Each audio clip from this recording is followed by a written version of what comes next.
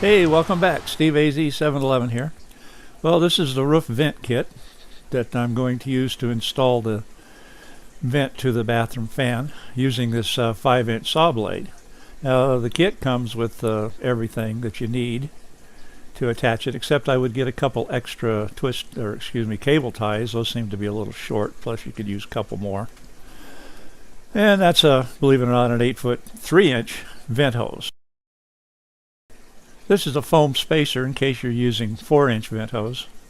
And of course the roof vent itself, which is really kind of cool. And it has a little flapper valve in there to keep the wind from blowing in. A few little measurements here. Okay, up on the roof I'm tracing the outlining of the base of the vent. I've made sure to position it between two trusses. And I'm marking where the overlap of the roof will hit the back side of the vent as it slid underneath. It's very important. I will go on to mark all the lines. Once where it hits the base, the second line, the lower line, is the one that will be cut. Now I take about half the distance. And then knowing I'm going to have a 5-inch hole, the diameter of the 5-inch hole will be 2.5 down from that half of the distance there. And I drill a small hole, smallest drill I could find and still see. And Steve, would you point that out for us? Thank you. Thanks for showing us on the inside too. There it is. Now I'm marking it with a pencil, a marker, and then I can go ahead and pull it out now that I know it is. There it is. Using the 5-inch hole saw, it's time to cut the OSB out.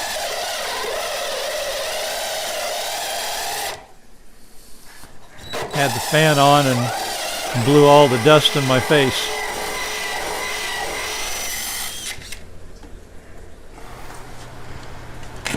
Okay, cut the grace underlayment away from the metal roof.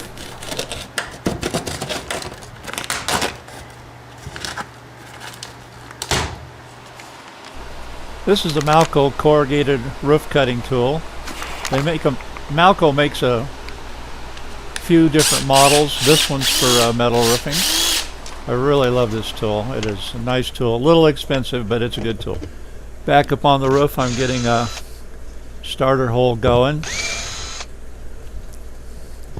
Decided to take out a few of the panel screws because the panel's held down so tightly to the OSB that it's very difficult to get shears or anything underneath to cut this.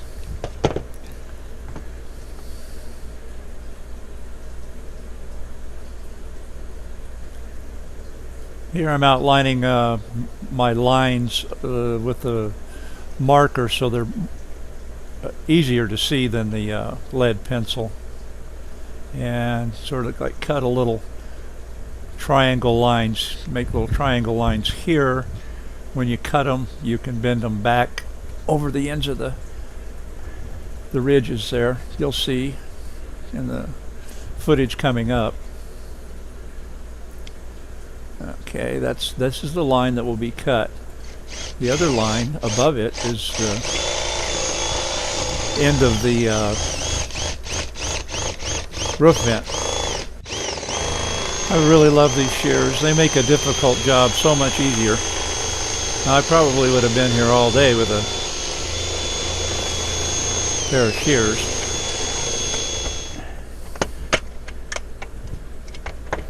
I still use my shears to get to the small stuff.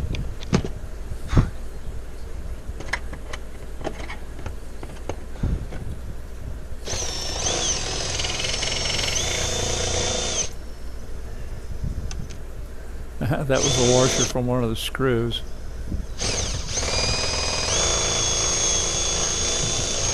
Very easily to overcut the line as you start going forward.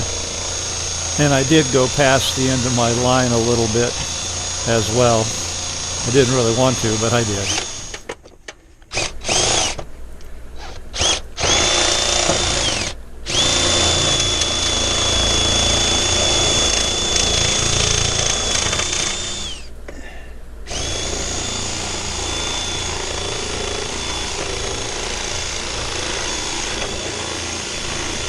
Okay, here I'm cutting the ridge out. This will make the roof vent lay flatter against the metal roofing.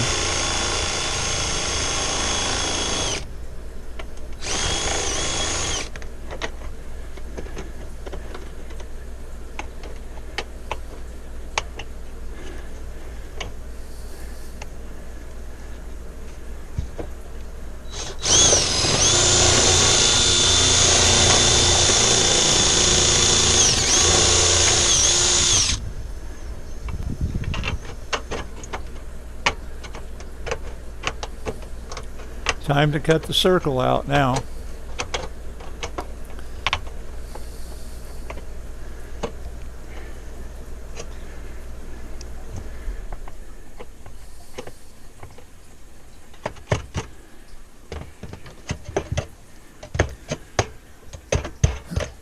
Okay, I'm bending the edges back in to kind of close off these ridge tubes.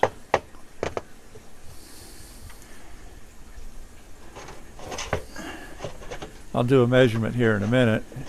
Okay, sliding the vent underneath, and it should butt up against the back, and it does. But it doesn't go down and flush in the front because I need to cut some more out of the ridge in the front. So I remark it and go back to work. This is small stuff right here, so you can use your little shears for this. Okay, rebending it.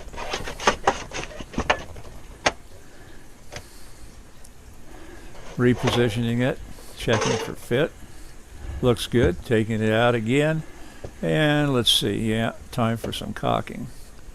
I liberally put it underneath there because, you know, if the rain decides to blow up under there, you don't want it to go very far, if at all.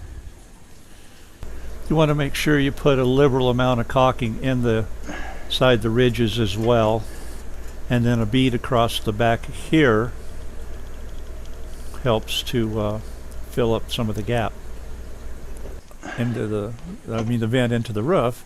It'll hit that mark there with the caulking. I'll add more to the back of that later, but it's time now to put the roof screws back in and pull that panel back down onto this vent.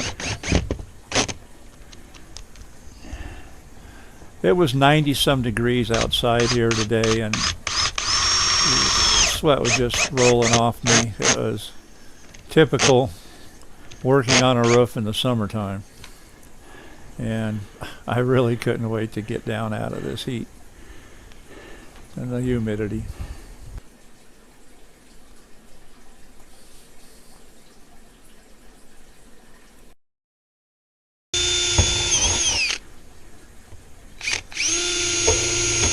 Okay, I was putting screws in and decided to go ahead and drill a few small holes.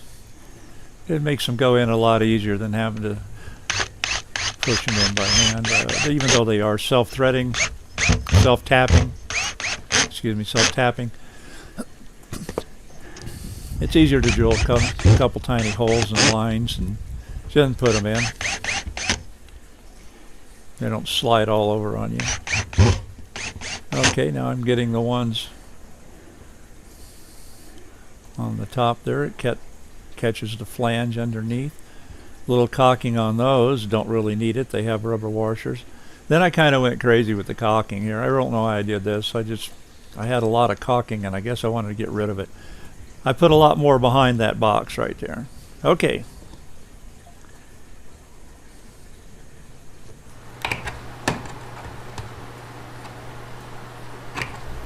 Here I'm doing just a little bit more trimming around the hole, and this piece here, adapter, it twists in.